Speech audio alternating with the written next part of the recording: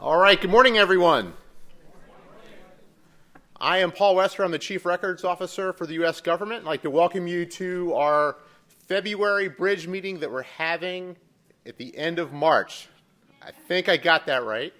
I'd like to thank you all for coming out this morning, and I'm not going to apologize for Mother Nature, but it's, as those of you who are in the room know, it's been a pretty brutal winter here in the Washington, D.C. area, and we've been having to shuffle a number of different activities because of the weather, and I'm just happy that we're able to bring folks together here today as well as online to have our BRIDG meeting today. So first of all, I wanted to say, again, thanks for coming out, and then also thanks for being able to come to the reception, the mixing event that we had at 9 a.m., and we will be doing the same thing at our next BRIDG meeting, which will occur on April 15th. So I'm looking forward to having folks back here again then to talk about a number of different issues that we're not going to cover today. A couple things that I wanted to mention before I jump into some of the logistical things that I wanted to cover is first, as you have probably noticed, there's been a lot of interest in email management and electronic messaging. I see people nodding their heads and smiling, and I'm sure there are people online that are doing the same. I just wanted to let you know that the National Archives has been very focused on this issue with the different agencies that have been involved. For instance, last week we had a hearing before the Science Committee related to text messaging at the EPA. You've also probably seen all the different media reports related to the different issues that we're working through with the State Department. Is kind of a preview of different things that are going on. You should be expecting more information, more guidance, changes in the regs, those sorts of things are related to this issue and related to the passage of the amendments to the Federal Records Act and the Presidential Records Act that were accomplished at the end of last calendar year, coming in the next weeks and months. Towards this end, around the email management issue specifically, the archivist and I and the head of OIRA, Howard Shalansky, are bringing together the senior agency officials early next week to have some conversations on things that we need to focus on around email management in the coming weeks and months, and you may be hearing more about that activity in the coming days. So I wanted to give a little bit of a preview to that. On a different note, one of the things that happened back on March 10th is that the Office of Personnel Management released the Records and Information Management Job Series. All right, you got to do better than that. Come on.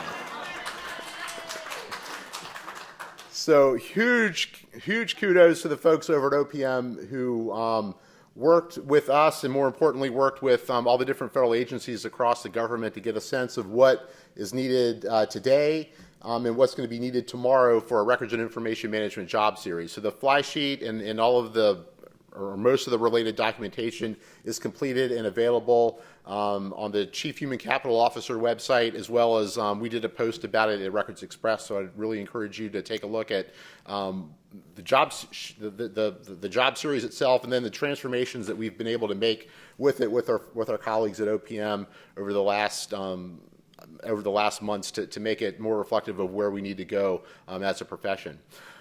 Because of the full agenda that we have today and a number of other things that we've been dealing with, we're not going to do a presentation on the job series today, but that will be part of the presentation or the full set of agenda items when we get together in April on the 15th.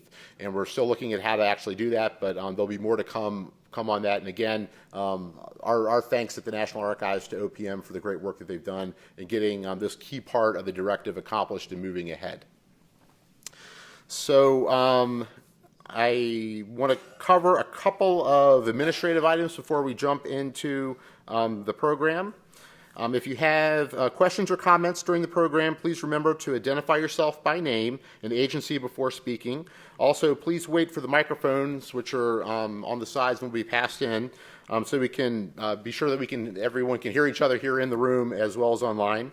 And if you're on the webcast, please type in your name and agency in the comment box, and we will read your question or comment, and Angela is monitoring that for us today.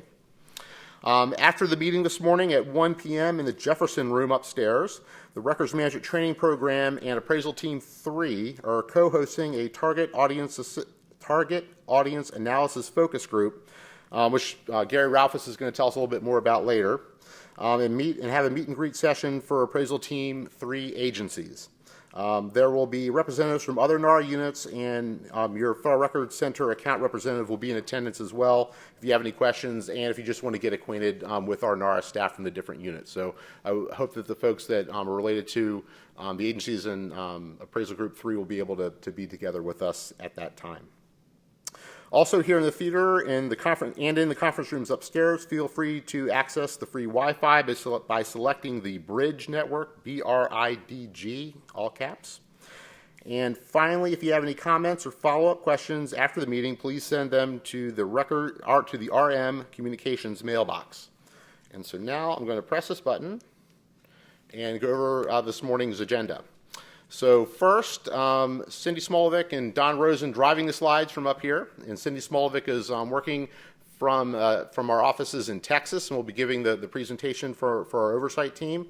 We'll be doing a discussion of the maturity model that she and different folks from different agencies around the country, around the federal government, have been working on, and doing an overview of that piece. Rachel Bontonkin and Lawrence Brewer are going to do a presentation on the expedited record schedule approval process. And Scott Rowley, who is here for the Federal Records Center program and in from outside of Seattle, I can never remember where it is you work from, is going to do a presentation on the developments in transfers and disposition. And as I mentioned earlier before, Gary is going to talk about the target audience analysis project, and as we were joking beforehand, will be the last thing between you and lunch. So that is the program for this morning. So with that, I am going to turn it over to Don and Cindy.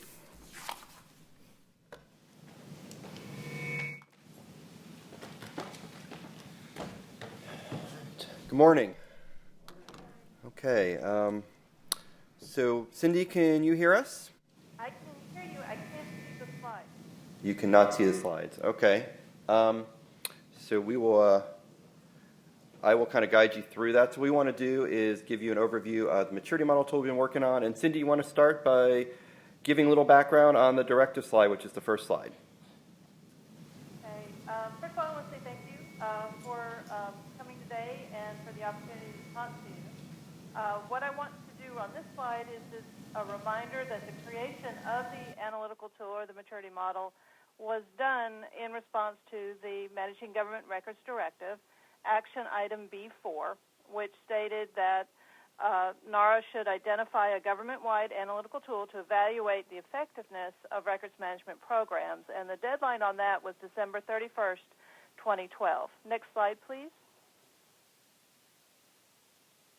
We conducted a review to start with, as we were directed by the directive, and we looked at a variety of existing tools. All of them were really good. They were from public sector, private sector, professional organizations, and a few foreign governments as well. And some were more complicated and sophisticated than others, and all of them were worthy of looking at. But what we decided was that the Department of Homeland Security's records management model that they had, which they called the RM3I, was the closest to meeting what we had in mind. And it was then decided that with some modifications to it, because it was highly centric to the way DHS works, that it could be modified to make something that other federal agencies could use, and that this would be a good project for us to do. So in 2013 and 2014, we set out to create a records management program maturity model. And we decided that it was not something that NARA should do by itself. So there was a partnership with the Federal Records Council. The Federal Records Council agreed that this was a worthy project, and we asked for volunteers. And next slide, please.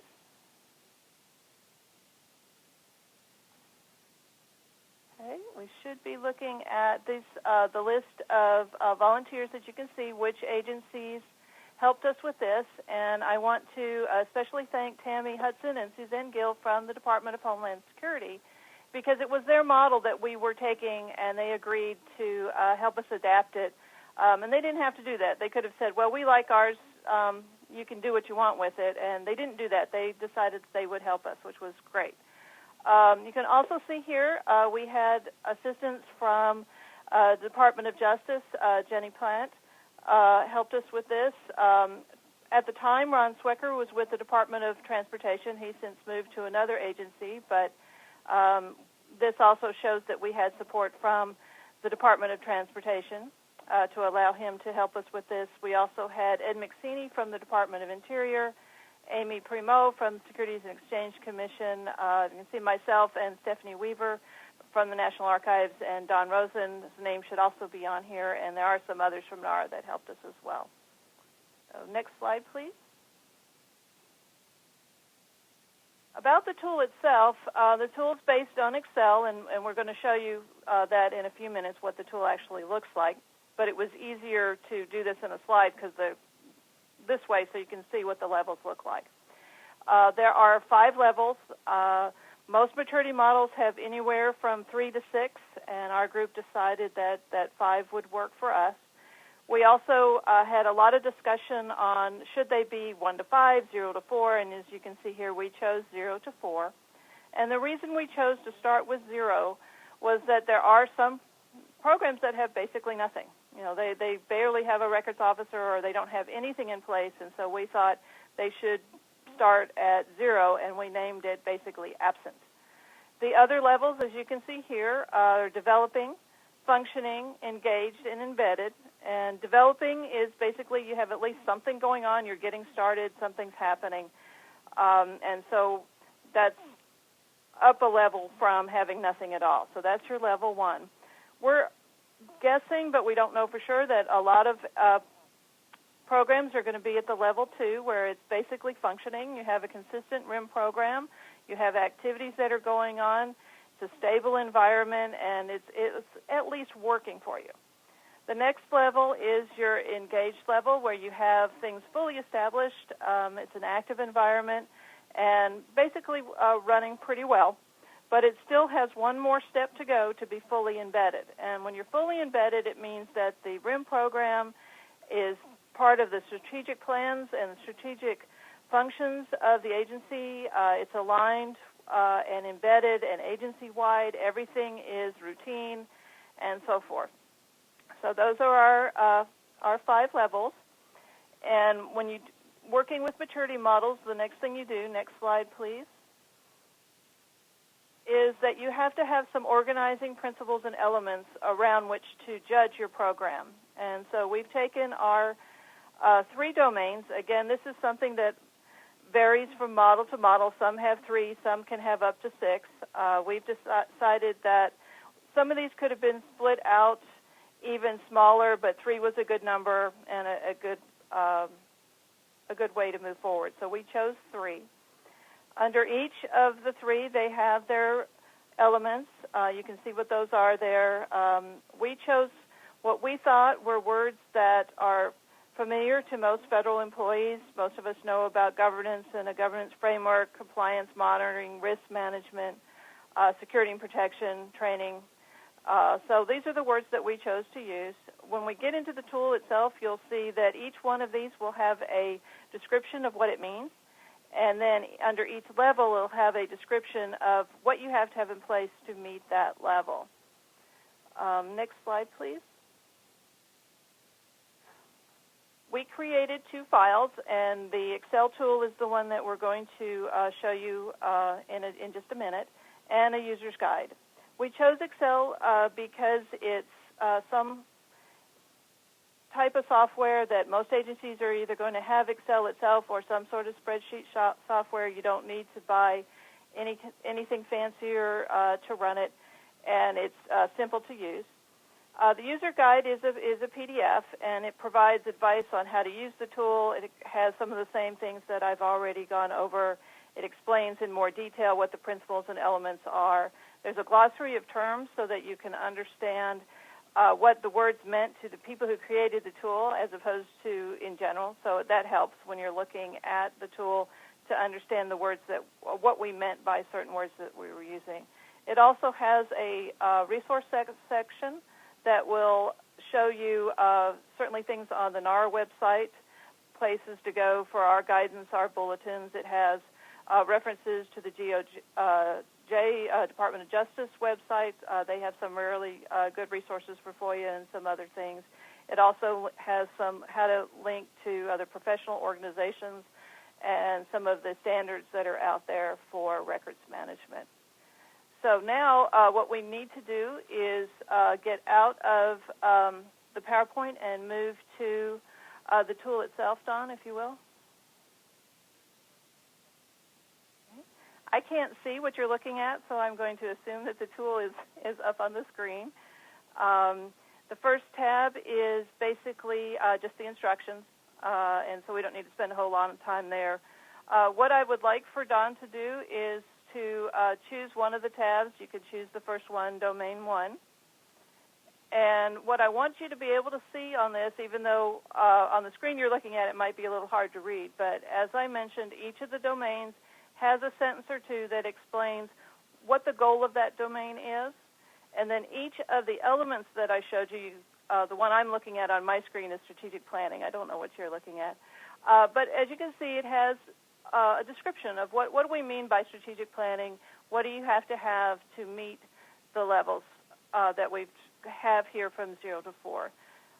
You'll also note there's a place for notes there, and being Excel, you can make this note you can type whatever you want in there, and it can expand if you need to, or you can also out to the side or keep notes any way that you want.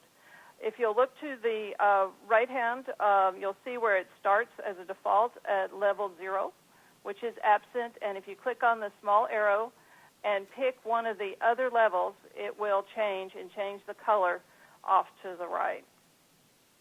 And Don, if you'll just click through or scroll through some and show people how the colors change, and let me know when you're done. Sure. So these are some of the other levels. Leadership and management, for example, for this one, we have resources. And same thing here, I can select and change. Here I'll pick level 3, engage, and that changes it, the number. Are you doing that, Don? I can't see what you're doing. Yep, I'm just changing, going through the first domain and selecting different numbers to show how it changes. So I've completed domain 1. Can you still hear me? Yes, Cindy, we can hear you. Okay. So, and we also have domain 2, similar circumstance. Hello? Cindy, we can hear you. I don't think Cindy can hear us. So, continuing with the different domains, policy, standards, and governance for here, we have the different ones. Again, you can select the different numbers, and you can go ahead and just populate and make your choices. So here, and it'll give you a cumulative score. And then you can also select, we have a third domain, which is RIM, program operations, and there are multiple areas in there from lifecycle management from level 0 to level 3, level 4, retrieval accessibility, and integration. And then for each one, you would do an honest assessment of where you think your program is by looking at the statement, looking at where you are, meeting with your staff, interviewing your staff people, making sure that you're all comfortable, and then giving yourself a score. So for here, if we said this was a 2, I'll make this one a 3. Retrieval accessibility, let's say for integration, your program is doing really well, you realize that you're fully standardized, you can give yourself a 4 for embedded. Security protection, you can make a decision there, same thing, talking with the appropriate people in your organization, and so forth. And then once you've done your complete assessment of all the domains, we'll give you a summary of where you think you are in each of these different areas.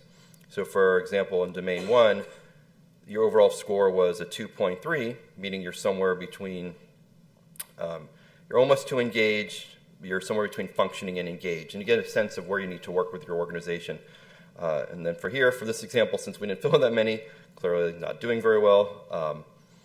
And then for your RIM operation, we had 2.4, and this cumulative score here gave us a 1.8, which means that this program is close to being functioning, and then hopefully moving on their way up. So what we liked about this, you can also use this for your whole department, or you can use it for specific components within your organization.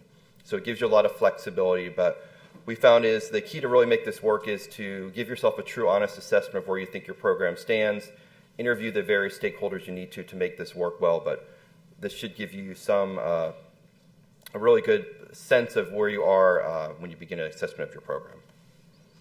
So with that, Cindy, I'm going to switch back to the slides. Okay, great.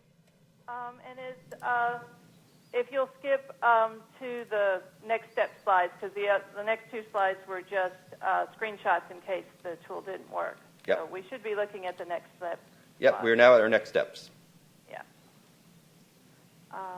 And as Don mentioned, that the key to this to work at all is to be really upfront and honest about your assessment, because if you don't, you're just cheating yourself, and the tool won't work as well for you. Our next steps right now, the Excel file and the user guides are on the FRON network. So that's at the OMB Max site that they have. And if you're a member of the FRON, you can go to the FRON website and download these two files. If you're not a member of the FRON yet, this might be a good reason for you to go join so you can get these files. And we are also working on making them a little more widely available. So eventually watch for a ARM Express blog note about where this is eventually going to be. And then the actual next step for you is to voluntary use of this, whatever you want to do with it. You can change the wording of some of the sentences and things if it meets your organizational structure. You just don't want to play with the formulas and stuff. You want to leave those alone. So the next slide is basically if you have any, just like any of the questions that you may have on the Managing Government Records Directive, they go to the prmd@nara.gov mailbox. And you can also email me, which is cindy.smolovik, that's SMOLOVIK, @nara.gov. And thank you, Don, for driving. Sure, we'll now open up for some questions about the maturity model.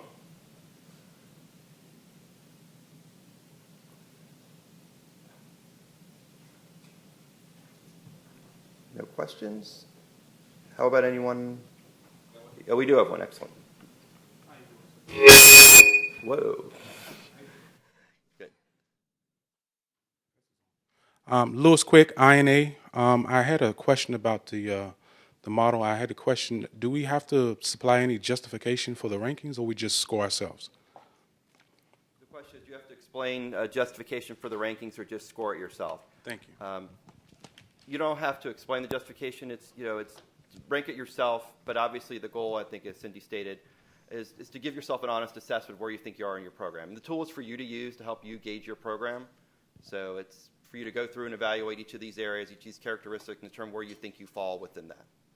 You may have to do some justification to management if you are sharing the results, which is what you really should do. Once you do an assessment, you should be sharing it with the people who provide you with resources.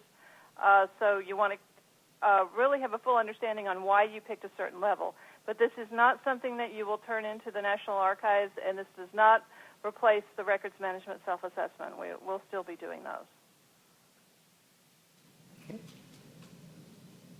Other questions? Anyone? Okay, if there's no other questions, so we'll conclude. Thank you, Cindy, and thank you, everyone else. Thank you.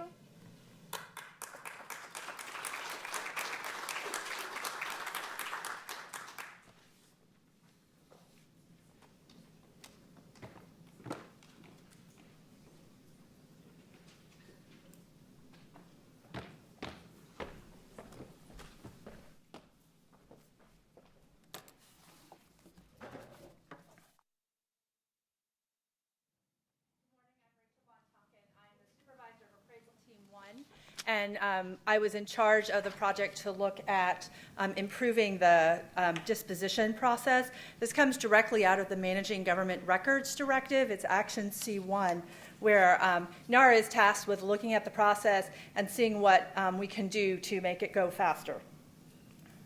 So we quickly moved to a focus on clearly temporary records, and I'll talk a little bit about that more on the next slide, but I want to point out that NARA is really invested in getting those permanent records in, and there are some records that have clearly permanent value and others that depend on their context. And if we let those context-dependent records be a part of any of these processes, we're basically stepping away from records that we might deem permanent and the agency does not. And then the clearly temporary records are generally mission-related, administrative and facilitative records, and there really isn't a place for those within the GRS.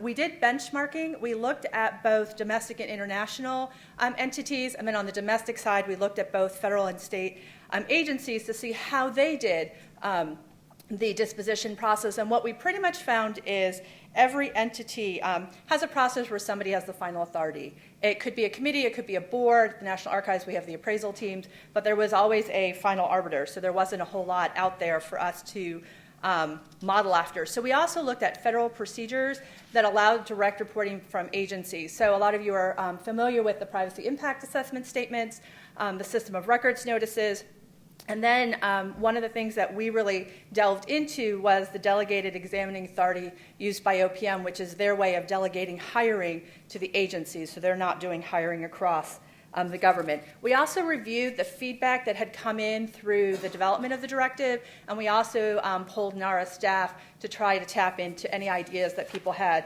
particularly folks that have been working in appraisal.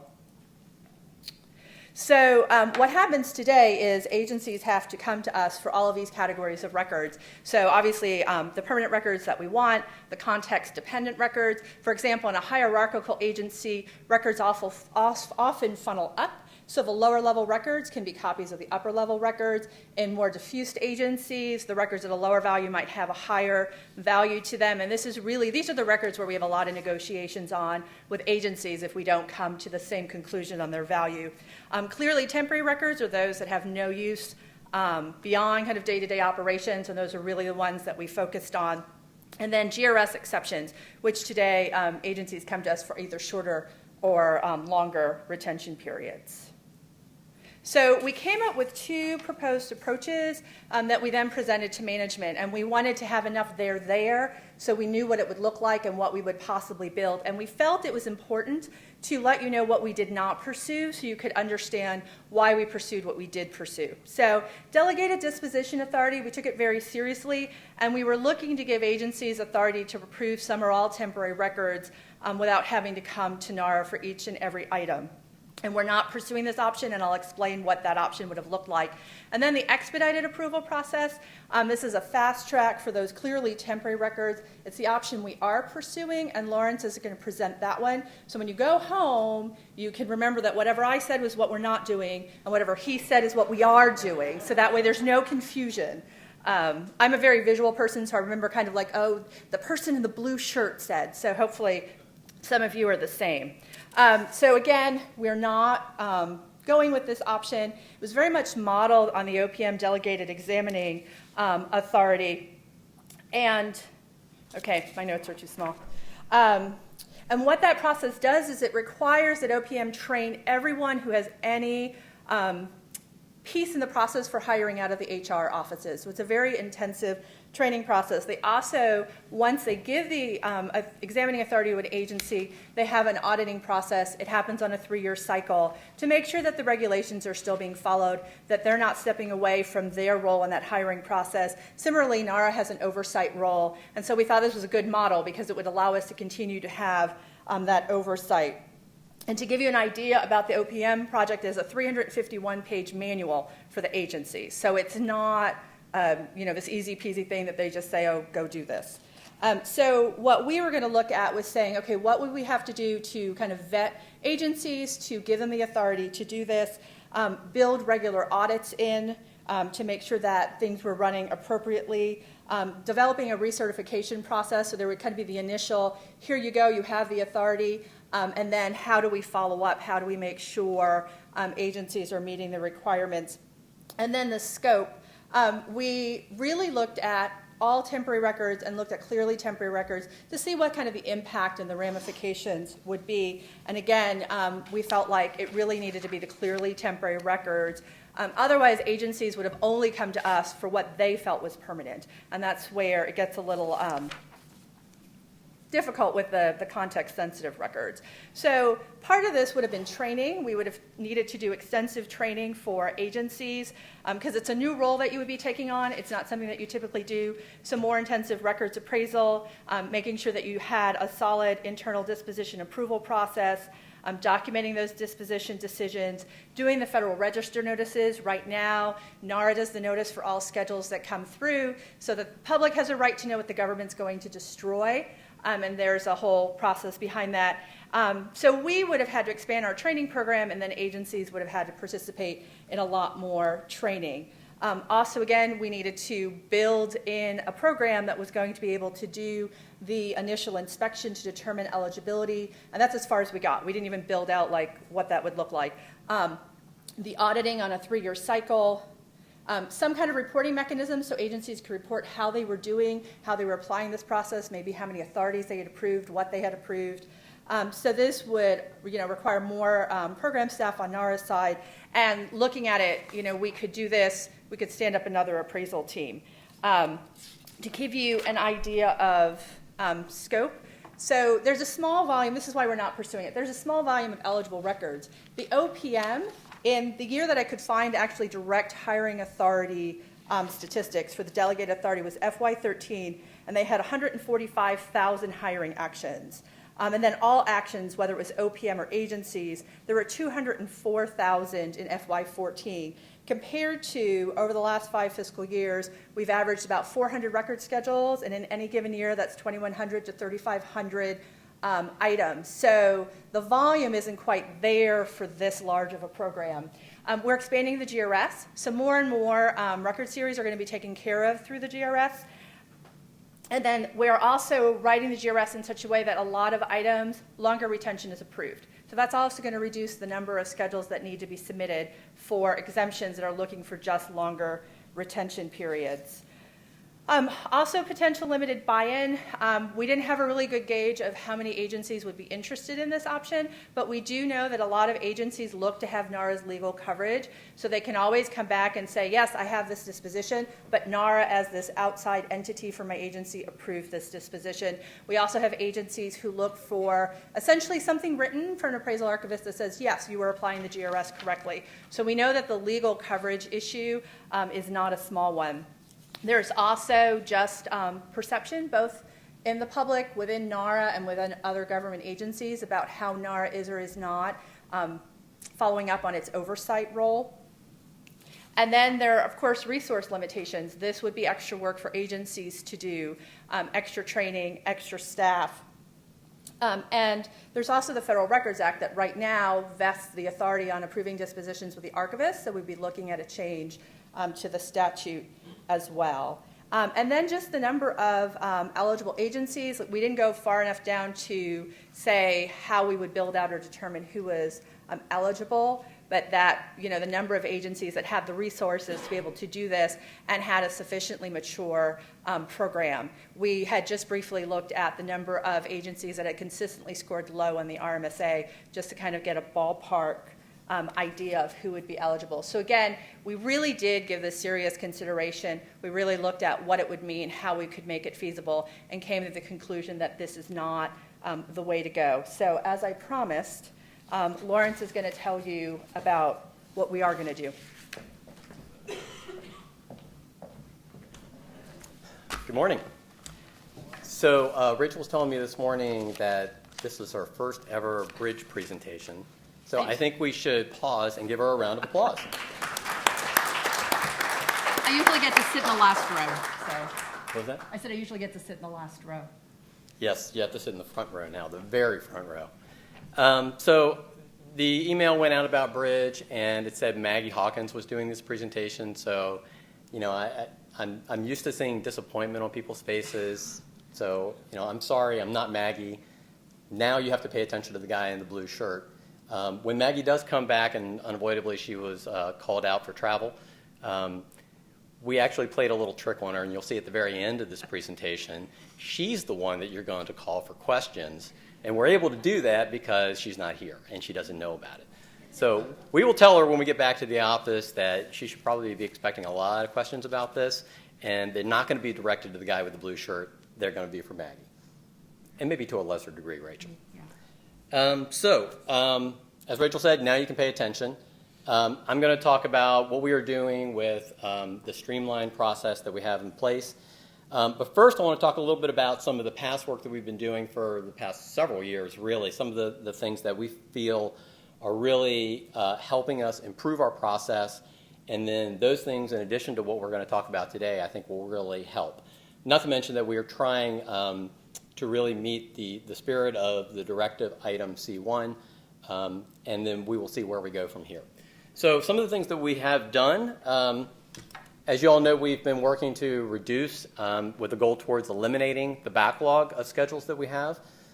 So we have a system where we track schedules, and anything that is more than 2 years older than the current fiscal year, we consider a backlog schedule. So our goal is really to get every schedule submitted, completed within a year. We recognize that that's not always possible. So we have been focusing in all the appraisal teams on trying to get everything approved quicker and really focus on the older schedules that we have in our backlog so that we can more quickly move through the schedules that we have in our queue.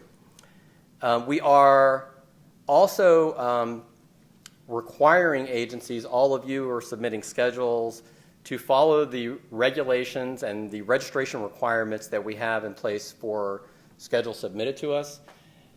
This is really something that's mutually beneficial. So if we receive schedules from agencies and the descriptions are not tight, the series are not tight, then there's a lot more back and forth, and obviously it takes longer to get the schedules done. Fortunately, ERA and the structured format that ERA presents for agencies has helped clean a lot of this up from the very loose way that we used to do it with, word processing and typed 115s attached to the form. So that has helped a lot, but we are paying more attention to the schedules that are coming in and making sure that we do a lot of front-end work to make sure that we can move through them quicker. We have also internally spent a lot of time working with our internal stakeholders, textual units, motion picture, audio, and the Record Center program, to streamline and improve the internal workings of that process. So as you know, schedules come in for the internal units, particularly the ones who are going to be the custodial units for the records. We have a lot of work that we need to do with them to talk about the schedule, have them review the schedule, provide comments.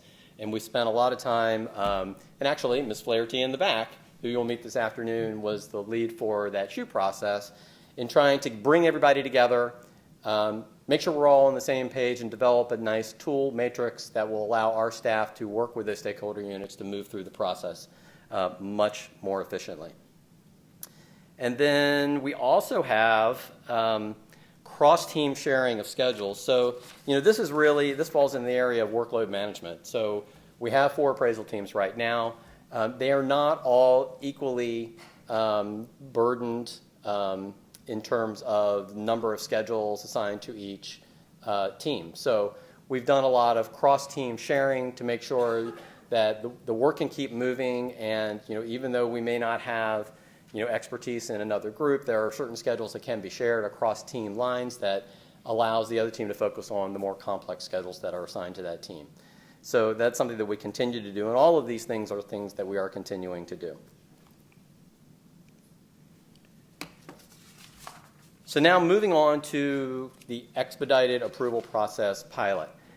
Some of you may not know, because it was a soft launch on October 1st of last calendar year.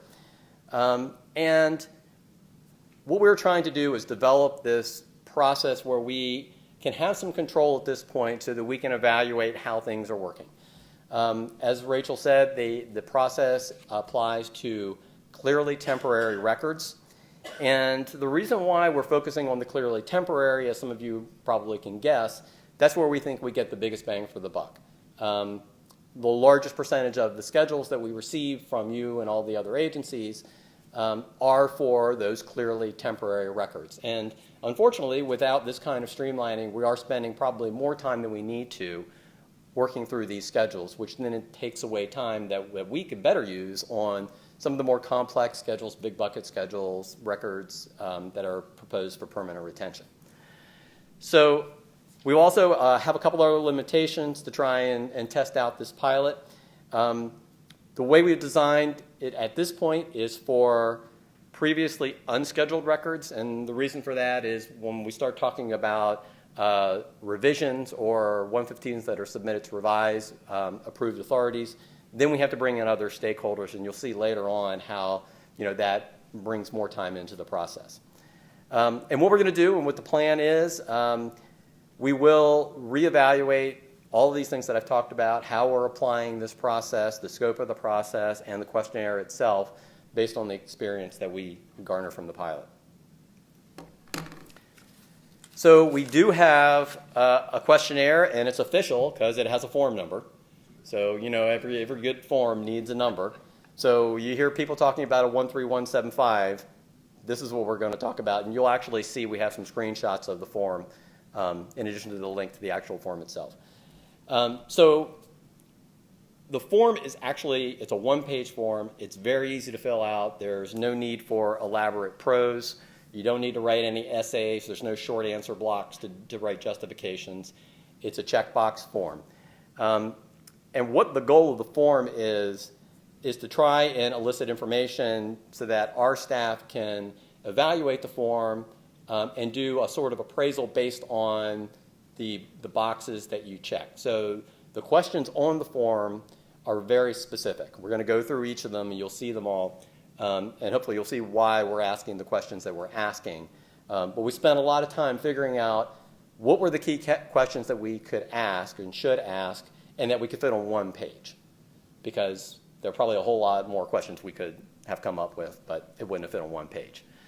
So these are the core questions.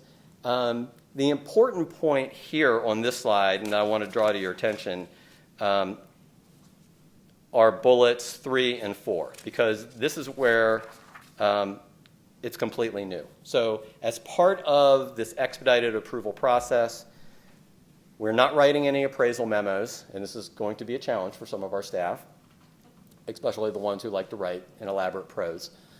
And schedules will not be forwarded to NAR stakeholders for review. So we have to focus on records where it doesn't impact the record centers, the custodial units, the internal units that would receive the records or have a stake in the records, because then we have to go through the full process to do that. So by focusing on clearly temporary, those stakeholder units don't have a stake, and then we can move directly to the Federal Register without the internal SHU process coming into play. Traditionally, clearly temporary records, even outside of the scope of the questionnaire, don't typically require an appraisal meeting. So for these, we're not going to have an appraisal meeting, and the only exceptions will be if we have questions that are raised by the questionnaire that you submit. So that's basically how the process is going to work, and we're hoping to get some added value out of this. Because these are going to be clearly temporary records, it begs the question as to why these records aren't covered under a GRS. And if we can see justification for creating a new GRS, then we can forward these over to the GRS team to throw that into the hopper for future consideration. And a lot of that is just going to depend on whether the kinds of records that will pop up in other agencies too. So here's how it's going to work. The appraisal archivist that's assigned to your agency is going to review the questionnaire. They're going to look at the questions that you check. And if it's okay and seems okay, your schedule will be simultaneously registered for processing and sent to the Federal Register. And this is what we will call a fast track. So this shouldn't be a new concept. We have done this in the past, and we typically try and do this for clearly temporary records even before we thought about this process. We've always called it fast track, and that's what it is. It's when we perceive that we can get something on the register and there's not going to be a lot of comment, then we immediately send it to the Federal Register to try and shorten the timeline to approval. So here's where it can get tricky, because this is where a schedule with a questionnaire comes in, and we send it through the process, but then, if we find out through the Federal Register via a commenter that there are some questions or concerns, then the schedule will be handed off to the full process, and then we'll have to do internal stakeholder review, write the appraisal memo, and make sure the justifications are tight. So assuming everything goes smoothly, things will just move forward. But if there are concerns on our end or through the Federal Register process, then it goes back to the normal process. And here's a nice little picture of the form. So the form itself can be completed.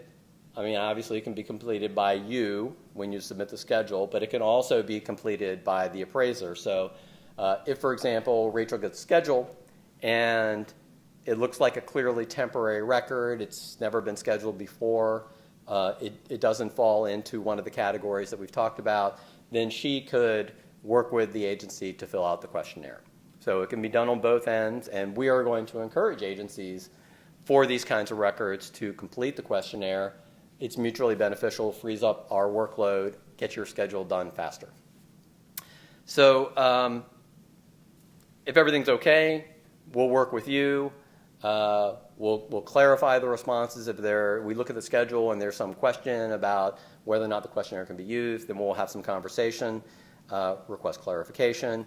And if we think at the end that it's still appropriate to move forward, we let you know, and then off it goes.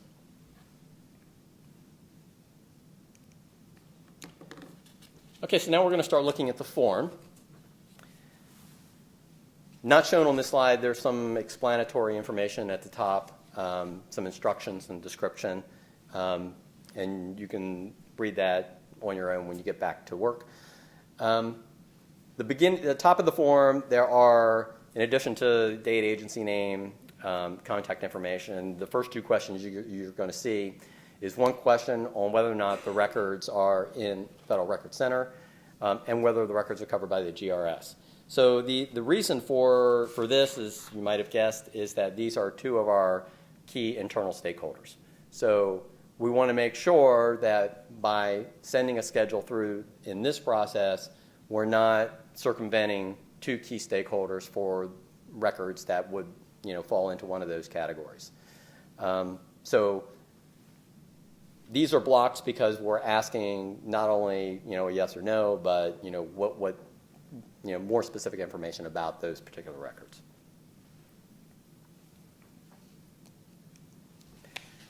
And then you can start getting into the check boxes, or I guess I should probably say radio buttons.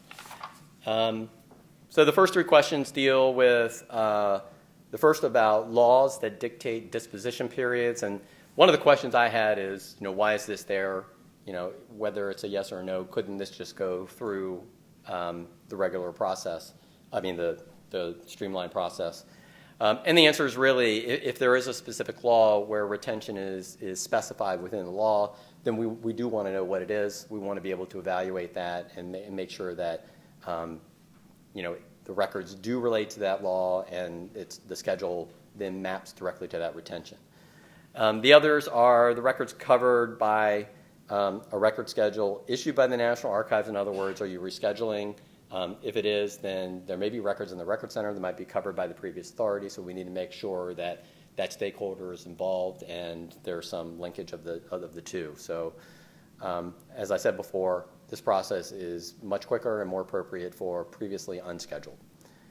And then the third is the government record standardization caveat. And if you're not familiar with that, this is also in the GRS, and it's that January 1st, 1921 date, which maps to the modernization of the government. So that's something that like the GRS, we need to know the answer to that. Okay, and the next questions relate to permanent records. So obviously we're going to have some concerns, about these kinds of records, particularly if there is connection. So if there's some interrelation to the temporary records that are being scheduled to other permanent records, if there's some additional review that's required because of that, if it's for example, a finding aid to another series of permanent records, then we need to make sure we have those linkages, and we're going to want to know more about those kinds of records. We also have specific questions related to content on certain types of these records. So,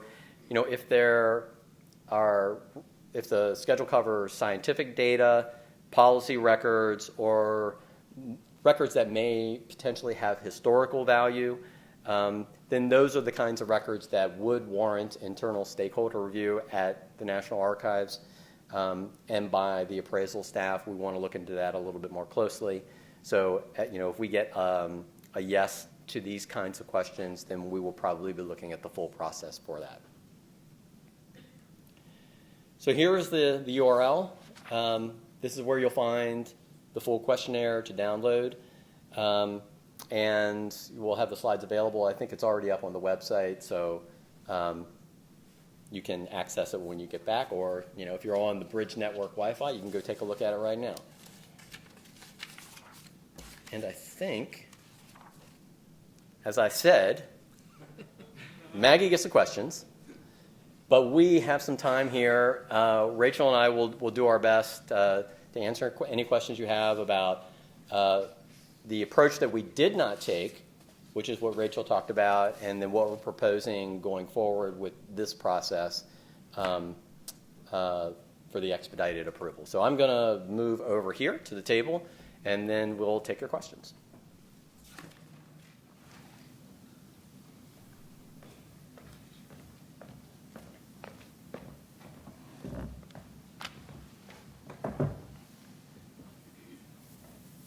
Oh, we got some questions in the back up there.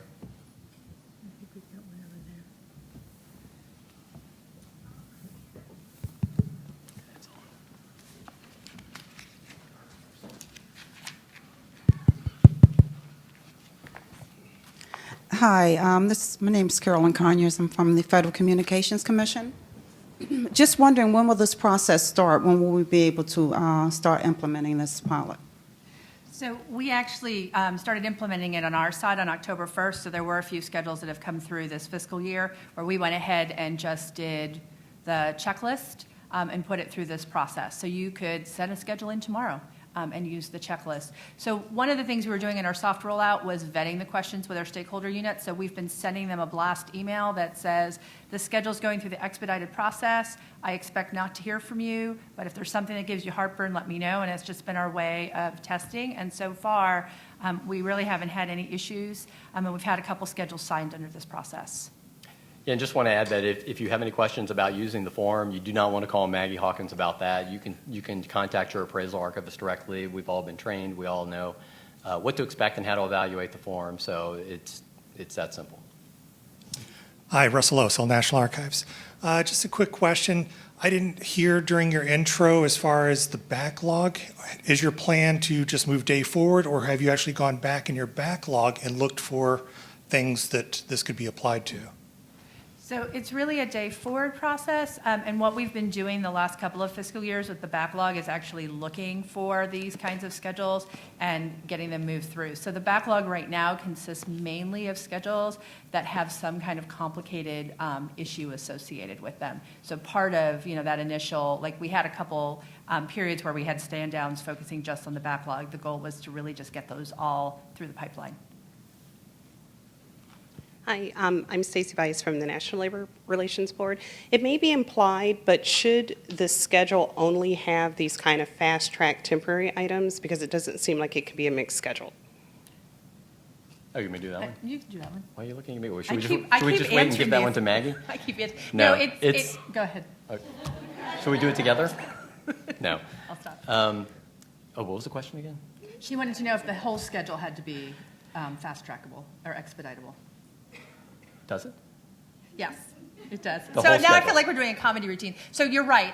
We have to be able to process the schedule in toto. So everything on that schedule. So like one of the things you could do is if you have like 10 items you want to schedule, you can say, oh, these 3 are clearly temporary. I'm going to put them on their own schedule so they can go through the process faster. I know that often agencies like having everything on the same schedule, but if you could let that go and just say it's a number attached to an item, that's the only way we do it. If there's one permanent item or one context-dependent record, then we're not going to be able to send it through the process. So one of the things we explain in our FAQ is that with case files, often the way those schedules are written is, here are my permanent ones and all the rest are temporary. Those we still need to come in on one schedule so we can evaluate them together. But for things that are clearly temporary, so for example, we just put through an internal agency website. It was their intranet. It was all just duplicates of other materials. It was more of like a newslettery type website. We put that through the expedited process, and the only thing on the schedule were those duplicate records they posted on the website plus some management files. So it was a multi-item schedule that went through.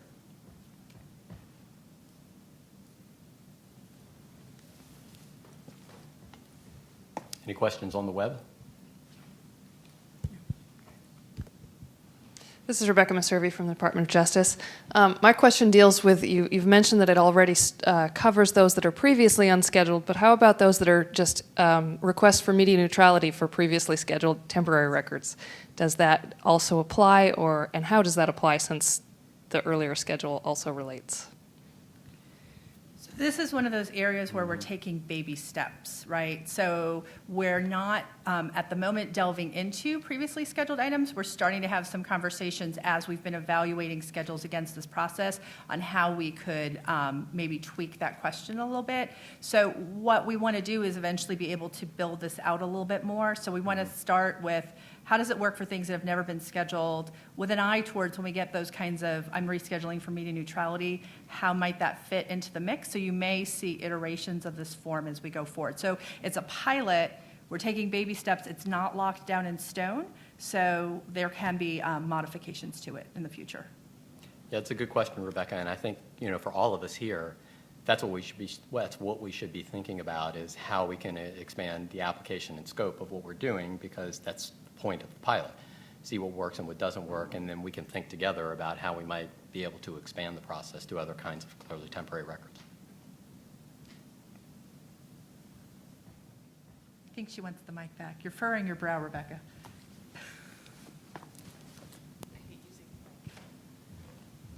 So the question I have is, for things like that that seem to be something that would go with this process in the future, should we be filling out the form so you have that information, or should we simply send it in as a regular schedule and let you fill out the form? Just send it in as a regular schedule, and then if we make tweaks, we would then modify the form and let people know. So we are looking at, right now, if you're basically superseding something, we're not putting it through this process, and we're having an eye towards those to see how we might modify. Yeah, I don't know if we've thought far enough down the road, but I think one thing that we probably should do and should consider is, like, when we finish this pilot, maybe come back to the BRIDG meeting and talk about some of what we've seen, and then your experiences. Well, I talked to my appraisal archivist and they said, I couldn't use it, but this made sense and I thought we should be able to use it, and we can sort of debrief on what we've learned and what you've learned.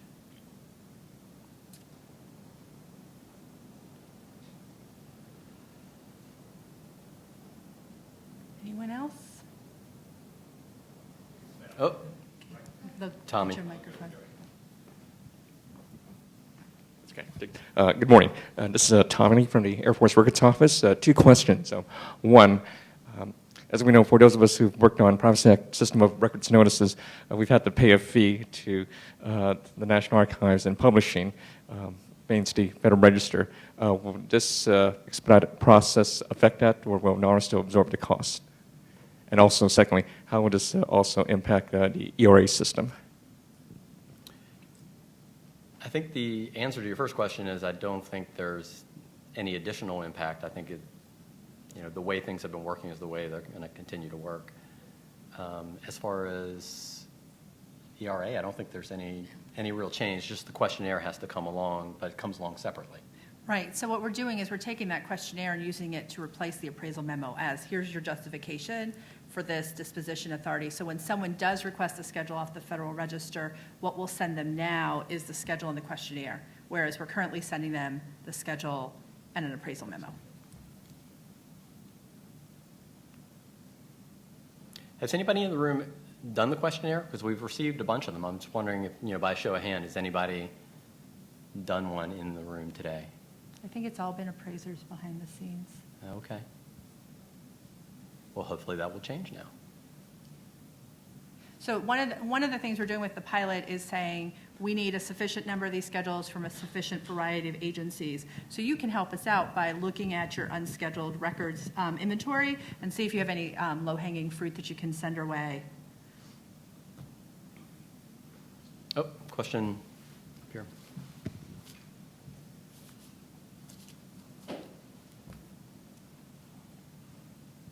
Hi, Larry. Is there any consideration? I'm Andre Sills with NOAA. Is there any consideration with integrating the form into the ERA so you can complete it in ERA as well as submit your schedule at the same time? Or is it just going to be clearly separate? Yeah, that sounds like a great idea, Andre. I'm not sure if we will be able to do that in the near future. It is a good idea, and we probably should look to see how we could make it easier for you than having to go someplace else. But I'm not sure if we'll be able to get it into ERA. Okay, thanks. There's another Yeah, question in the Greg back behind you. row.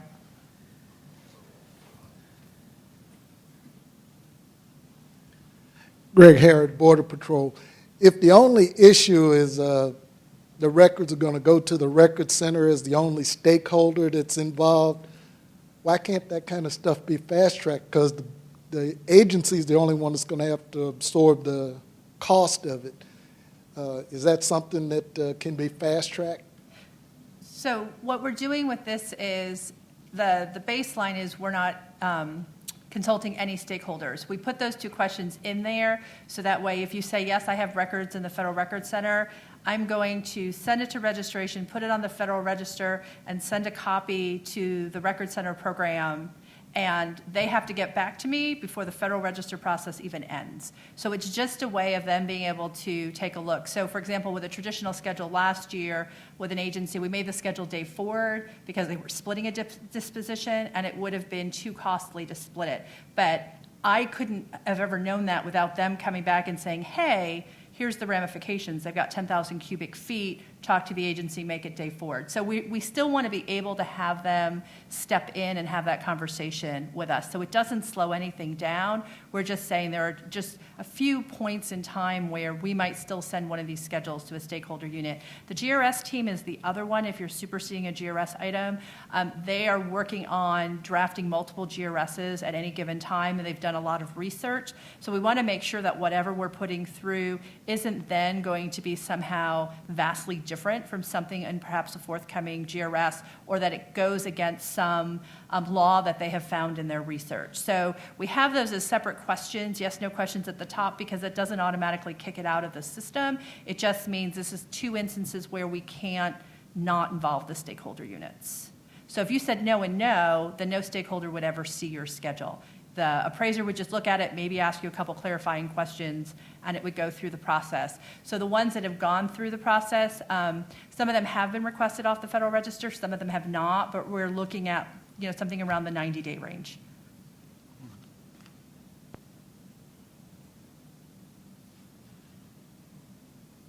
Okay. Looks like you guys are worn out. All right, thank you. Thank you.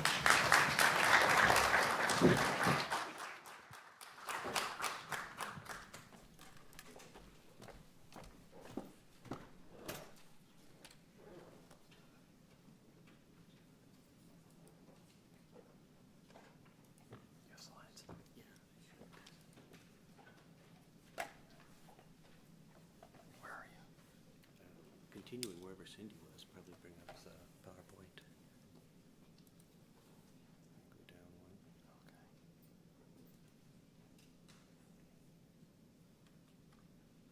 There you go. Thanks.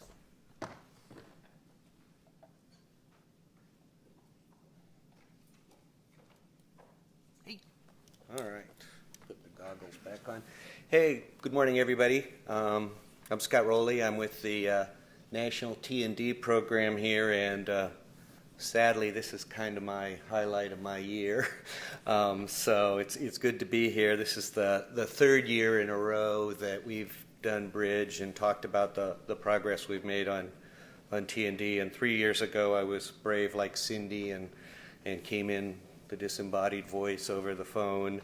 Last year, in February, we were able to have BRIDG, but then I got snowed in and couldn't get out for a number of days till Sunday. And then this year we got postponed till today.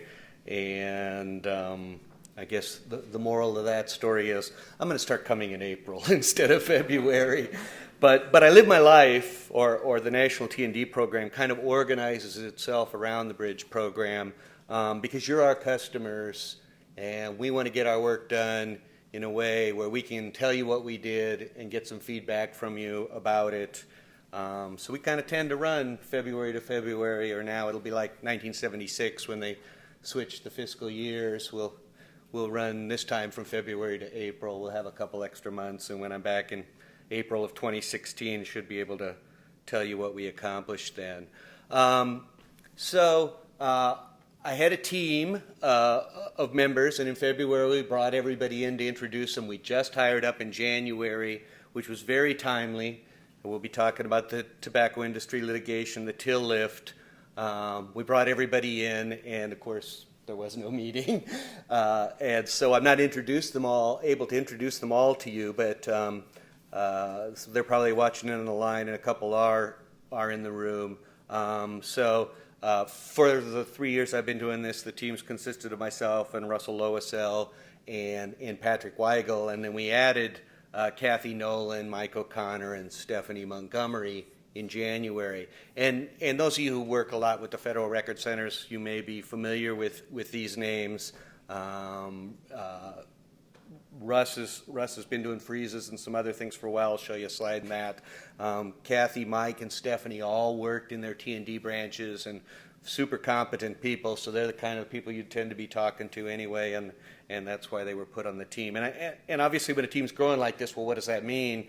Well, it means you're kind of centralizing and doing oversight and taking functions away that had been decentralized, because generally these people are not getting replaced at the lower levels. But we're hoping we're getting economies of scale through centralization.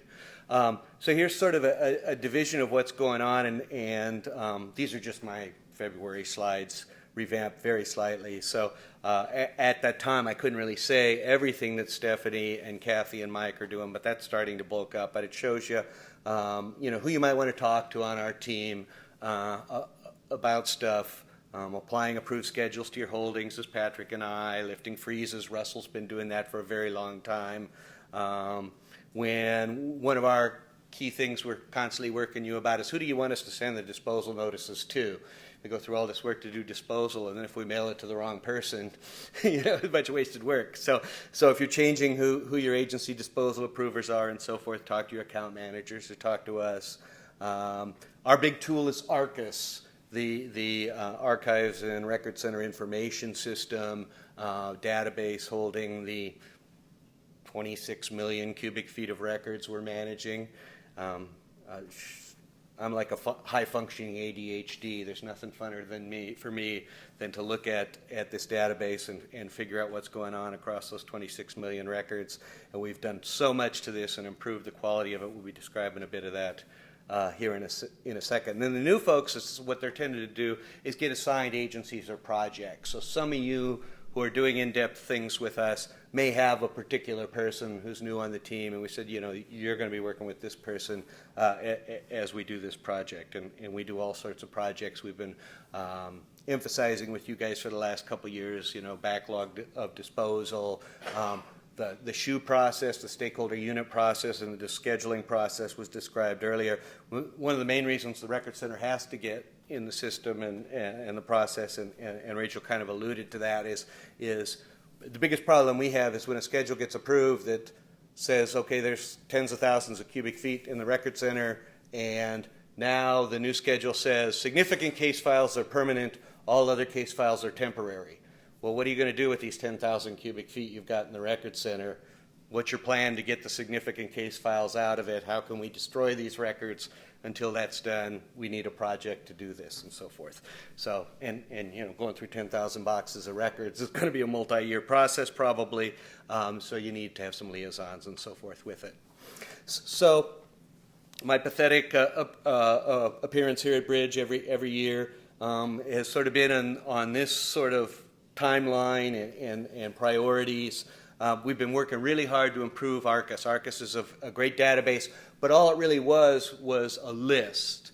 It had no real edits built into it. You know, you think you got a database, you want to have, you know, logical error checks and all these kinds of things.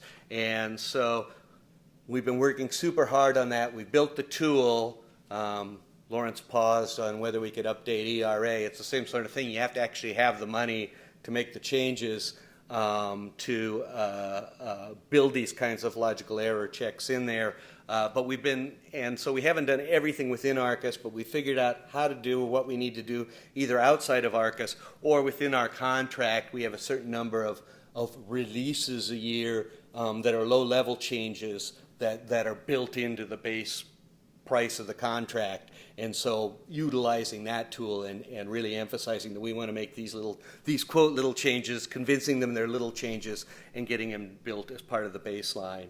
And then thereafter, one reason you want to build all these edits in there, several years ago, you may remember there was a disposal stand down. The reason we did the disposal stand down was because we felt our processes need a lot of work.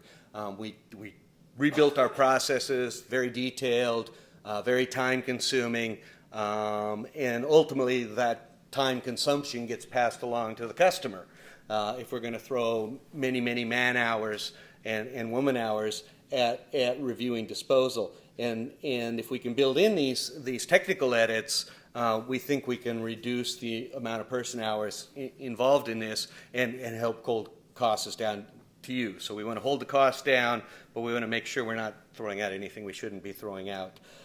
Then the other stuff we were working on was really related to our space situation. We had a great space model going on when everybody was freezing all their records and no records were getting thrown out. If you're in the private sector, you really don't want to throw records away. You just like to take them in and keep charging whoever for it. And as long as we could build a new space, that sort of was working for us as well. But most of you may know OMB has a no net new policy in terms of buying space, getting space, which meant we were not able to bring on space the way we were before. And so the only way out for us was getting after disposal. And so we were after our disposal backlog. We were after getting people to lift freezes. And we have a whole category of records I call sort of the limbo records, the unscheduled and other records that, like the example I gave about the significant case files, where we can't really move forward till some kind of action happens. So that was sort of our whole world. We wanted to improve disposal so we actually could do disposal so we could keep our buildings open. Many of you are aware that records are getting diverted to Philadelphia that used to go into Suitland because of our space situation, and it was looking very, very grim until the till lift came along. But, I want to take credit for this too. We were planning on this. We were pushing this. And, it seemed to me right when I came in, hey, we got to get till lifted. If we could get till lifted, this would be the end of our problems, at least for a while, for a few years. And so we got our lawyers interested. We got DOJ interested. In September or October, I think it was of last year, though, we were told, well, it's going to be at least 2 years till till is lifted. So I was like, oh gosh, well, let's keep doing what we're doing. We'll try and keep the doors open and so forth. And then over Thanksgiving weekend, in about a 36-hour process, they lifted till. It was amazing. As I heard, hey, there's a guy at DOJ. He'll write the letter for us. And I thought, okay, well, it's the legal process. It's going to take a while and so forth. And then, very shortly afterwards, I saw it, and I saw the other side had signed on. I said, okay, well, it's going to go faster than I thought, but, the judge needs to do something or other, it's the legal process, but it takes forever. And then, he signed off on it, and it was done. 36 hours, you lift a freeze. So that was a good development for us, and I'll talk some more about what that really means to all of us later on. So what I wanted to do is sort of describe the improvements we've made, how these improvements are going to change the way we do business with you, over time, and then slide into talking about TIL a little bit and also the agency profile, which just came out. So we built in ARCUS what we call our disposition authority table, and that's really where all our auditing checks are going to come from. And we've got, I think, 26,000 authorities in there, and 16,000 of them we call valid. And when we say they're valid, it means we know what the retention period is, and we know what the disposition is. And so then you can start using that tool to say, okay, it's temporary, 20 years, this is marked permanent, something's wrong. Or this is marked permanent, temporary correctly, but look, if you do the math, and it's only 18 years, it's not the 20 years it's supposed to be. So this was great, thought, especially on the 6 years, 3 months, everyone who used to do that math on 6 years and 3 months, and they hated that. I thought, okay, now we got a tool. Of course, the new GRS got rid of the 6 years and 3 months, but even for many Americans, 6 years or adding 6 is difficult. So we can recheck the math for everybody, and that's a big strength of this. And actually what we did most recently is the last disposal cycle, we had 80% of our stuff under control, what I call under control. And so what we've done is taken the last 20% of authorities and actually invalidated them, meaning we don't know the retention period at this moment, we don't know the disposition code. NARA knows, it's out there in the files in Rachel's office and elsewhere, but we haven't yet got it into ARCUS. And so we're kind of crowdsourcing that. As you transfer records into the record center or records come up for disposal, we're closing that last 20%. And of that last 20%, some of it we may never get validated. It might just be one crazy transfer out there from 1957 in Suitland that we're never going to use that authority again, and maybe even it needs research to be brought forward to a newer authority. And of course then we'll have this flag that it's under an invalid authority instead of a valid authority. And then, as I said, we can't always make changes to our ARCA system without the funding and the time-consuming process of getting that approved and so forth. So the other thing we did besides getting on these releases is we got a tool from Oracle called Business Intelligence, which allows us to extract data from ARCUS. We brought in our table into Business Intelligence. We're bringing in other things as well in the future. And we can write reports locally, logical error reports that places can run locally. That is really, I think, going to help us over time. What are the transfers that haven't been shelved in 3 days? Well, you find out you have one that hasn't been shelved in 180 days, and you're scratching your head, and it turns out it's fallen through the cracks, and it actually was shelved, but we haven't got it on ARCUS, and we haven't been billing you for it, and now we have to go out and solve that problem. All those kinds of things. So between those two things, we've really upped our approach here. So here's our disposal review report. We built this in Access, again, because we don't have it entirely buried in ARCUS. We've actually done its corollary, which is the pull list, the second level of review in disposal in this BI tool. And what it's doing there, and the only reason this is probably really worth interesting, is the fifth transfer down there has some exclamation points on it, and that was the old 6 year, 3 month example there. The table has done the math and said the math is wrong here. This transfer probably needs to have a different disposal date than it currently does. The calculated disposal date is 4/28 of 2015 according to the master table, and we're trying to destroy it on April 1 of 2015, which would have been 27 days too soon, which would have been wrong. It needs to be in the next disposal cycle. So, we're trying to really help our people, because this used to be an entirely manual process of people looking at 135s and reviewing it against the proposed disposal. So, right off the top, we hope we can catch a lot of the potential errors and get people looking at them.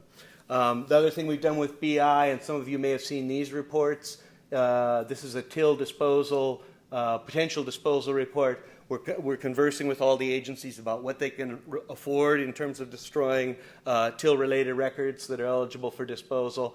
And so we built a tool that says, well, if we destroy all your records of this volume and above, and these are non-text, and these are text, and these are classified, and here's our cost for disposal, and now all our account managers can give you, almost instantaneously an estimate of what it's going to cost to do disposal on this stuff. And then we could start modeling it. I've got this much money. Well, we could destroy this many records if we do it this way. And I think that's what we're going to see as the process going forward with TIL. So we have kind of a vision on our whole disposal process where we're going with this.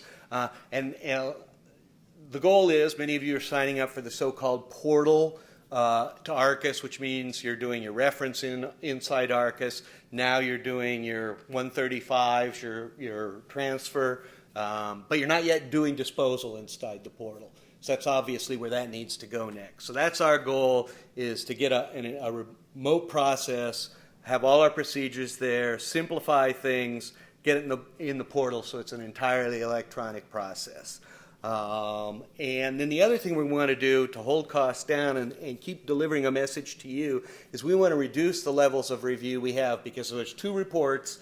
We used to do up to 3 levels of review on the first report. The first report was just to mail you the notice. 3 levels of review to mail you the notice. And 50% of the time, sadly, we never hear back from the agencies. So why do 3 levels of review to mail something that you don't hear from anybody about? So our goal is to try and lower that end of the thing and warn you, we're doing less review on this mailing process. Then, when for the 50% you send back that you're approving disposal, that's when we want to throw more of our resources and review it a little more carefully. Instead, so it's a lot more better use of our resources that way. So a reminder to you all, we're going to be mailing notices essentially starting with this July disposal cycle, where we've reduced some of the review you used to have in front. In essence, if a person gets that 23 report I showed earlier, and they don't, the only ones we want a second level review are the ones that have an exclamation point or anyone the first level reviewer finds a problem with.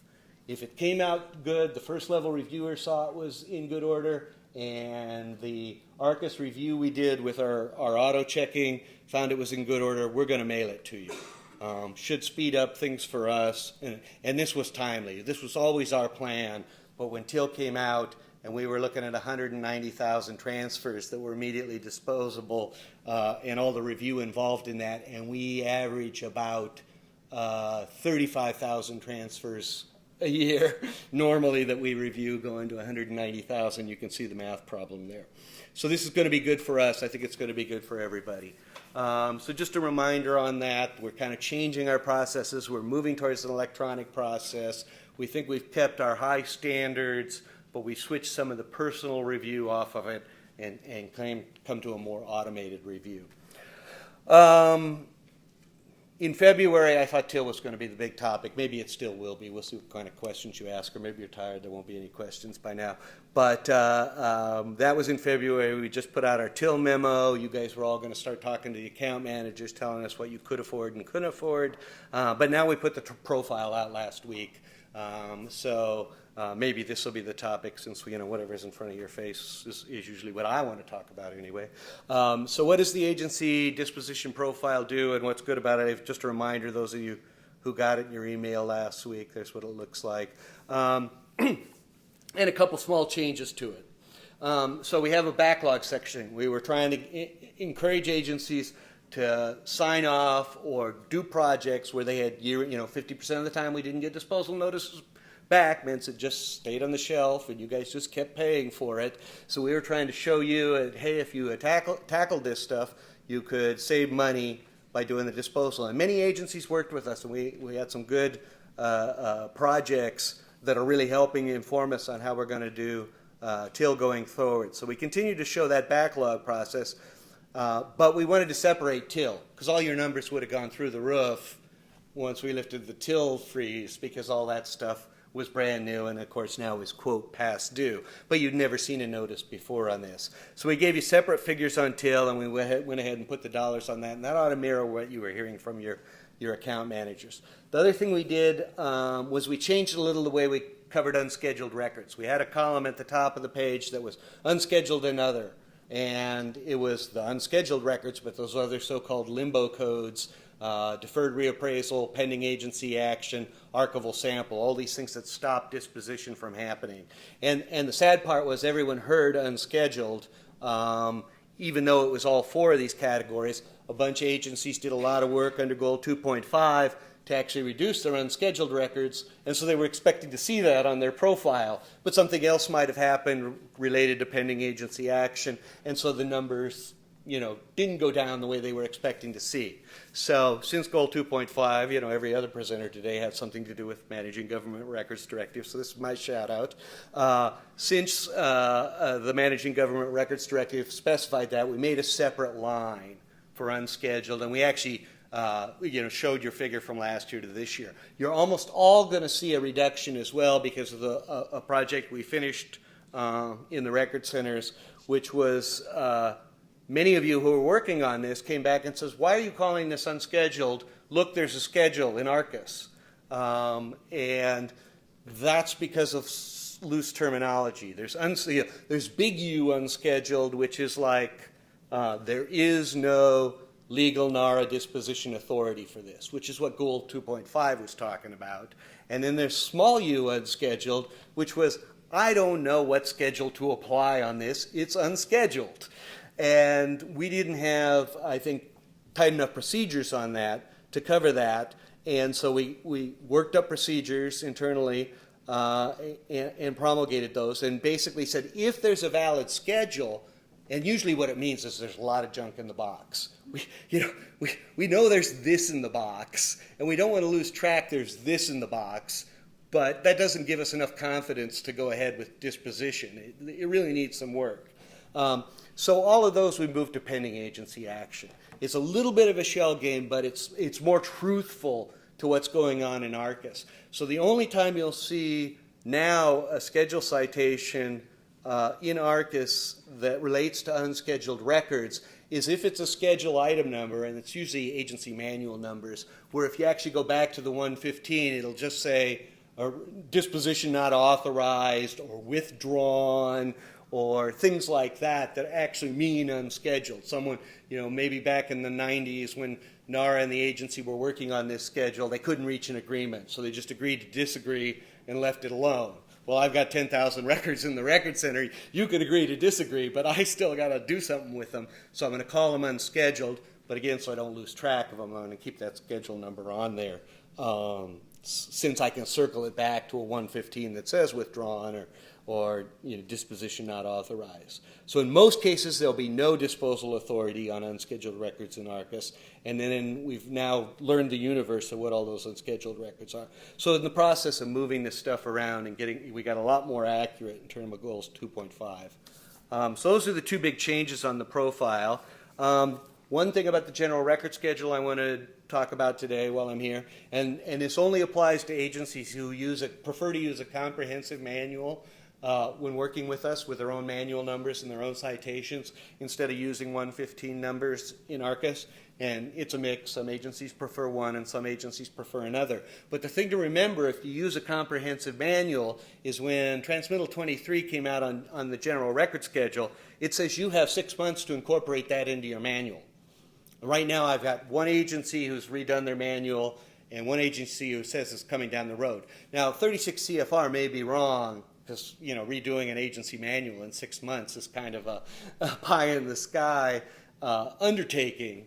But the point is that a very few number of series in Transmittal 23 actually gained retention period. And the biggest example of that is contracts under the simplified purchase threshold. They used to be 3 years, and now they made a bigger financial bucket, and everything's going to be 6 years.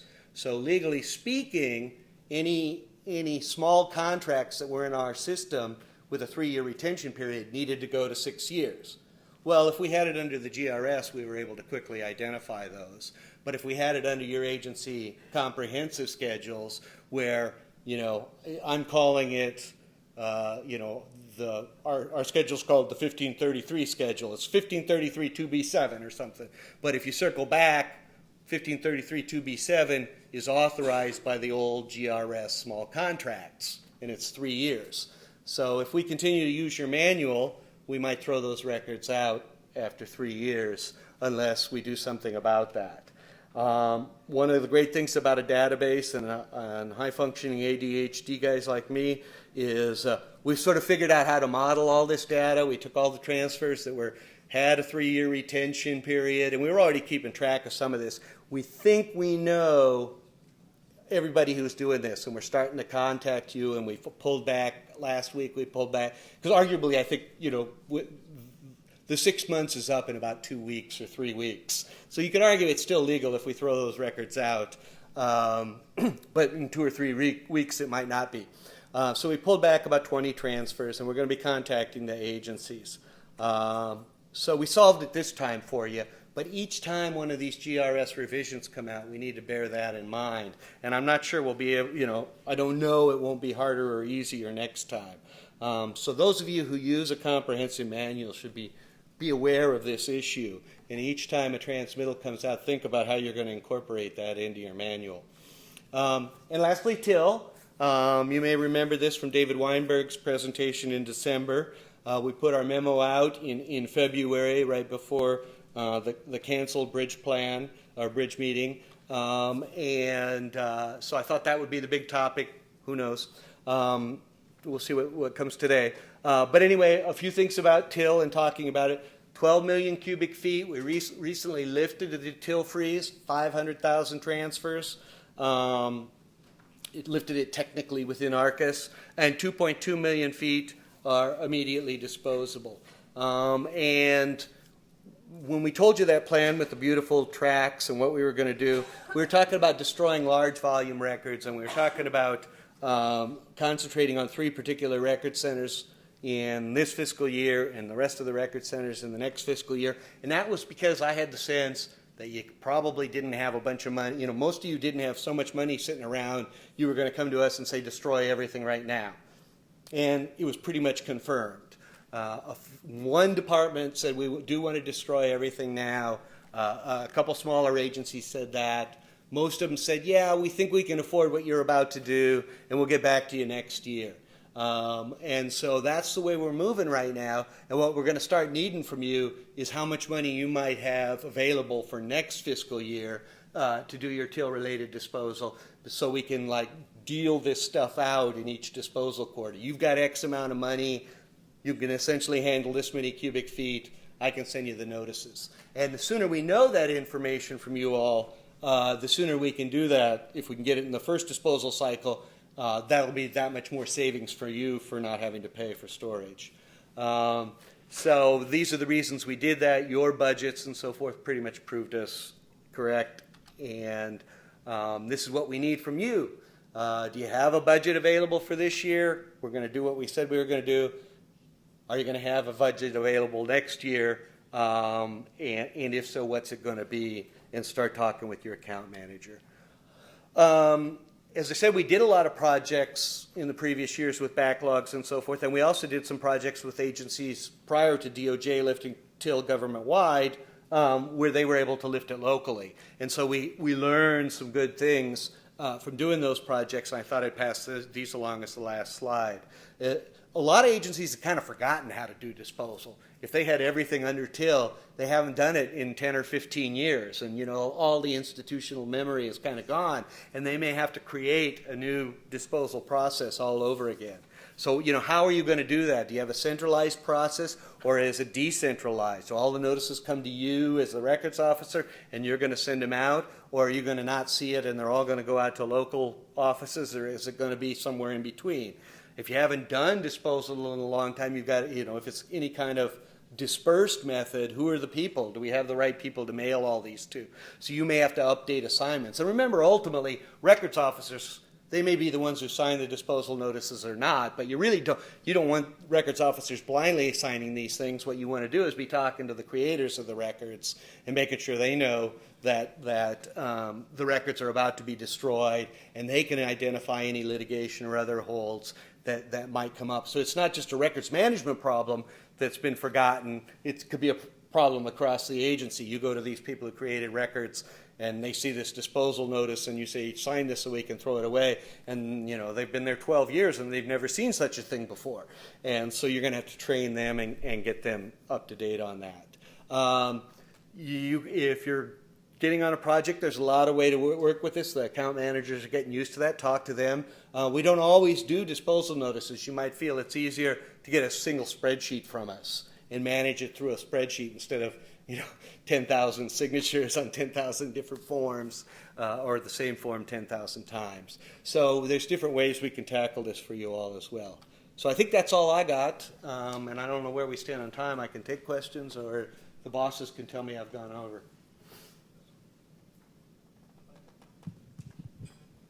Or the audience can tell me I've gone over by the lack of questions they want to ask. Oh, here's one here. Good. Hello, Mary Donovan, OCC. I missed the December meeting from a scheduling conflicts, so I might be asking a really basic question, but I want to know the answer. Now the DOJ lifted the freeze, do you need anything in writing from agencies now, or is it just it's blanketly lifted and then that's it? It's blanketly lifted. We don't need anything from you telling us our general counsel has confirmed it's lifted or something like that. So we don't need anything like that. The one instance where I think we might get into a signature situation with an agency is if we've now started our review for the July disposal cycle. Those notices will be mailed just about April 1 on or around. If you came to us and said, I have a pot of money I want to spend in fiscal year 2015, I've already started that process. But what we could do is get an agreement with you all that says, you can commit $2015 to disposal that won't end until 2016 or 2017, a 2-year process. And we'll start the review this year, so the work will start this fiscal year. But it might take us, in other words, if you've got a burning desire to destroy records in 2015 and you haven't told us that yet, that might be the one time we'd get in a situation where we want a signature with you to help you do that. Okay. And then to estimate the costs, is it simply the volume that's listed on the report times the disposal fee? Pretty much. $550 is the standard, but we've also estimated we've got a new contract. Our non-textual disposal is $35 a box now, and that's the cost on classified. So if you have non-text or classified disposal, that's calculated in there too. Okay. And then my last question is if, in my case, there's, in the old thrift world, Office of Thrift Supervision that I inherited, there's something called the goodwill litigation, and it's down to one case. Is there a way to confirm whether it was covered, that they put the code on a till code, but now it's going to be replaced by this other code? And when should I do that? You can talk to Russ Loisel. He's waving his hand over here. He can run a report for you. I'm familiar with the goodwill litigation. I can't be sure. But a lot of agencies did kind of, and this was the message from the DOJ lawyer in December, they did kind of use till as a hiding place. Everything's frozen under till. I don't have to freeze it again under this.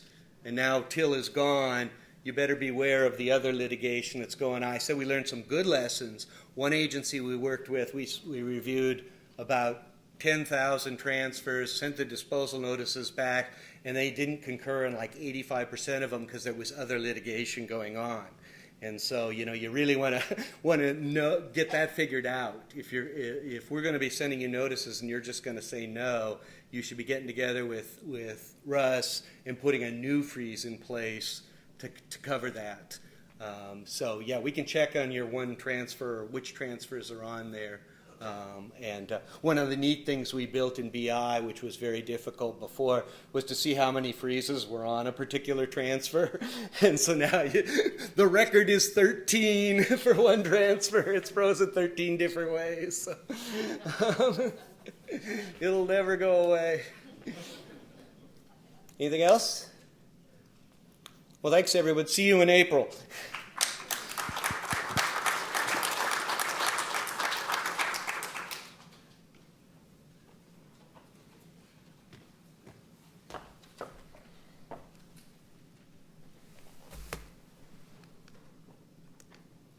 Well, good morning. In keeping with the Managing Government Records Directive, before I talk about our target audience analysis, I thought I'd give you some data. Again, a little bit late. We thought this would be timely for February, but it's interesting. When I came on board last summer, a lot of our effort was looking at how do we get all of the records officers' certificates to comply with the directive. And the numbers were a little bit overwhelming for me at first. Last summer, we were in somewhere around 35% compliance. When we looked at it last October, it was in the 50s range. Fortunately, I want to thank all of you because we closed out the year at almost 85%. So a lot of hard work by your folks, your agencies to get us there. And if we didn't think somebody was looking, they were. So shortly after the new year, GAO came back to us and requested data on the CFO Act agencies, which we provided them. In coordination with some of you, we wanted to make sure our data was as accurate as we could have it. All of you know, and we certainly know, it's a moving target. So if you're continuing to track this, which I hope you are, particularly if you're in that 15% that still is trying to get to the finish line, keep an eye on what's going on with your folks. We've had a couple of requests recently from larger departments asking for lists of who has ever taken the certificate program in their department so that they can do some succession planning. We'll try to do that for you. That data is pretty hard for me to pull because people change agencies and never change their account in our learning management system. So we'll pull the data we have, provide that back to you if you are looking for that. What I can tell you is there's no way it will be 100% accurate, but it will be a starting point for you to kind of do some more investigation within your agencies about that. That does take us a little bit of time to do, so bear with us. If you send me a note on that, it's probably going to take me 3 to 4 weeks to work it into our work schedule, but we'll try to do that. And I would also encourage you to keep an eye on this. I think this is hopefully not a one-time event. I know the deadline was approaching and everyone paid attention to that, but it's an ongoing requirement. So I think we all got to keep our eyes on how do we maintain it now that we've reached the goal as people come and go within your agencies.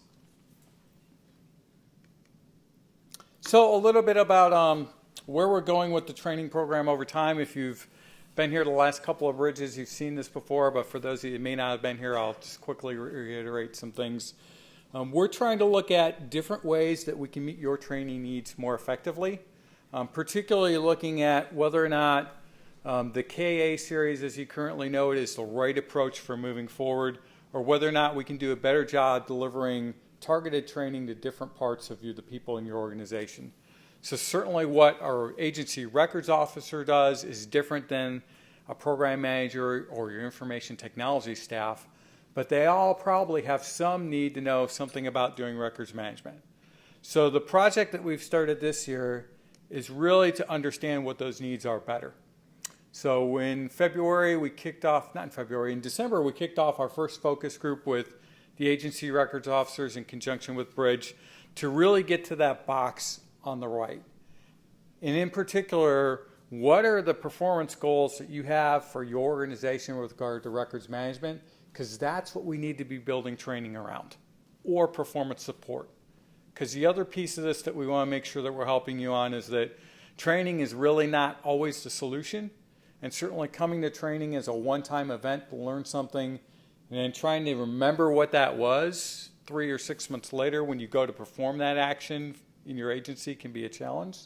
So we're looking at ways that will in the future marry some of that training with kind of just-in-time training that you can refer back to, or performance support to potentially replace some of the training, so that as you're doing these things in your agencies, you have the information you need to follow on to do it well. So as I said, we started in December, had a great time with the records officers and got some real insights into things that may have changed since the last time a big curriculum was done by NARA on the training. Since then, we've done some virtual sessions. Really, we focused so far on the records officers and kind of the records liaisons, record custodian level. We've done a couple of groups virtually with IT folks. I would tell you that and program managers are the area where we really have not got a lot of interest from the community of people signing up to kind of sit down and talk with us about what they do with records management. So if you have folks that you can recommend from your agencies, please still send us their names. We understand scheduling can be a challenge. So in fact, when we started this, we set up all these focus groups, both virtual and face-to-face, and we've kind of stepped back from that and realized that there's a number of people that want to participate, want to be involved in helping us improve the training program, but they can't fit the time slots, so we're scheduling one-on-one interviews for those folks. Again, done virtually. And so if you have folks that need that in terms of giving us data, we'd love to still get their names and get them involved. When we get all this data together, we'll sit down late this summer, I believe, going into next fall and start going, what does this tell us? You know, what adjustments do we need to make, or do we need to make adjustments? It could be that what we find out from you is that the training program as it is pretty well meeting your needs. I think what we saw so far is certainly for large departments, the records officer training probably at the top level probably has some tweaks we need to make to address kind of more programmatic and more strategic level planning and things that you guys are doing. Records custodians, record liaisons, I think we're actually pretty close in many ways to that.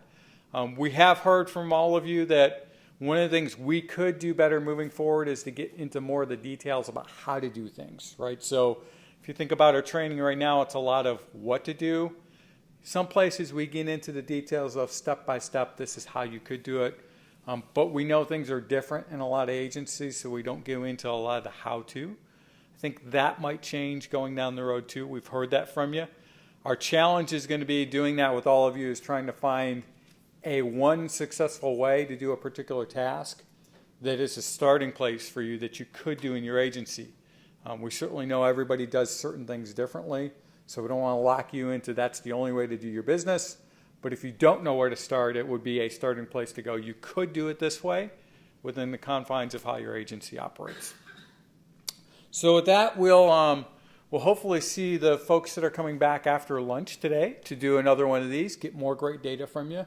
Again, the key for us is really thinking about what is it that you have to do with records management that we need to be able to provide the training to you and your staff around so that you're doing things the best way possible.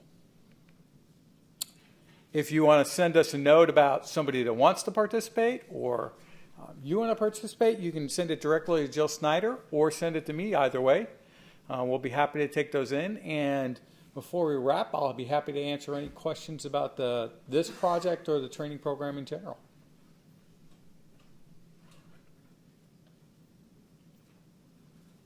None? Well, let me turn it back over to Paul for a closing then.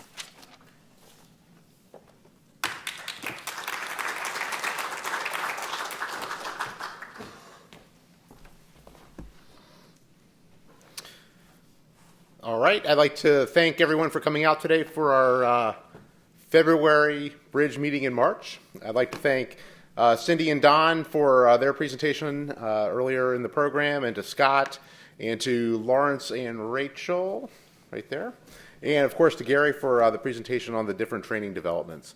So be on the lookout for the announcements from us for the April 15th Bridge meeting, and for those of you who are participating in the focus group and the conversation with Appraisal Team 3, we'll see you upstairs in the Jefferson room at 1, correct? Very good. So thanks again, and we'll see you in April.